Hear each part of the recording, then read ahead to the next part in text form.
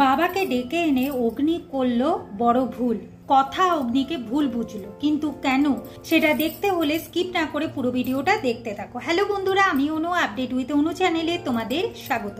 আমি চলে এসেছি কথা সিরিয়ালের আপডেট নিয়ে। কথা সিরিয়ালে দেখা যাচ্ছে কথা যখন তার বাবাকে গিফট নিয়ে এন্ট্রি নিতে দেখে, কথা খুব রেগে যায় আর এসে তার বাবা পরিচয় দেয় যে সে কথাকলি গুহর বাবা, কিন্তু কথা বলে তার কোনো বাবা নেই। কিন্তু এভির জন্যই যে তার বাবা এই বাড়িতে এসেছে, কথা সেটা বুঝতে পারে যায়।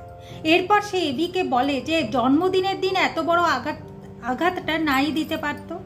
এই কথাটাই সে লুকাচ্ছিল, বলতে পারেনি, তাই তো। এরপর কথার নকল বাবা কথার কাছে প্রচুর ক্ষমা টমা চাইছে, বিশাল অভিনয় করছে। এদিকে শশীভূষণ গুহকে গিয়ে বলছে যাতে কথা তাকে ক্ষমা করে দেয়, কথাকে বোঝাতে।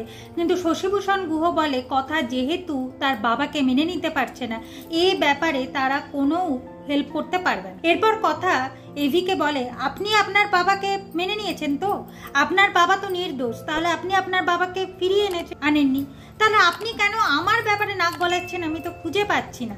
আমি যাকে পছন্দ করি না আপনি তাকেই নিয়ে এসেছেন। আপনি জানেন এই মানুষটা আমার সাথে কি কি করেছে? শুধু জন্মটুকুই দিয়েছে আর কোনো দায়িত্ব পালন করেনি। তাকে আমি কোনোভাবেই বাবা বলে মেনে নিতে পারবো না। এরপর সে চিৎকার করে তার নকল বাবাকে বলে এই বাড়ি থেকে বেরিয়ে যায়। নকল বাবা কিন্তু একদিকে খুবই আনন্দ পায় যে তার আসল বাবাকে কথা এখন অব্দি মেনে নেয়নি। যাই হোক, সে তো বেরিয়ে গেছে। এখন কথা এভিকে কোনোভাবেই ক্ষমা করতে পারছে না, কারণ এভি তার বিশ্বাস ভেঙেছে। এরপর কথা চলে যায় নিজের গিয়ে ভাবে যে তার বাবাকে সে সহ্য করতে পারে না, কি কি হয়েছে সমস্ত কিছু ভাবে। বিয়ের দিনও সে তার বাবাকে ফোন করেছিল, তার বাবা তাকে ইগনোর করেছে, কথা বলেনি। আর যে মানুষটার জন্য সে ভালোবাসতে শিখেছে, মানুষদের বিশ্বাস করতে শিখেছে, সেও ঠকালো, সেও কিছু বলল না। এই নিয়ে তো কথা খুব কষ্ট পাচ্ছে। এভি আসে কথার কাছে ক্ষমা চাইতে, সে সমস্ত কিছু বলে। কথা বলে আমার জন্মদিনে আপনি বিশেষ উপহার আমাকে দিয়েছেন, যে উপহারের কথা আমি জীবনেও ভুলব না। কথাকে সামলানো খুব কষ্টকর হয়েই উঠছে এভির কাছে। এভি বারবার করে ক্ষমা চাইলেও কথা এভিকে আর ক্ষমা করতে পারছে না।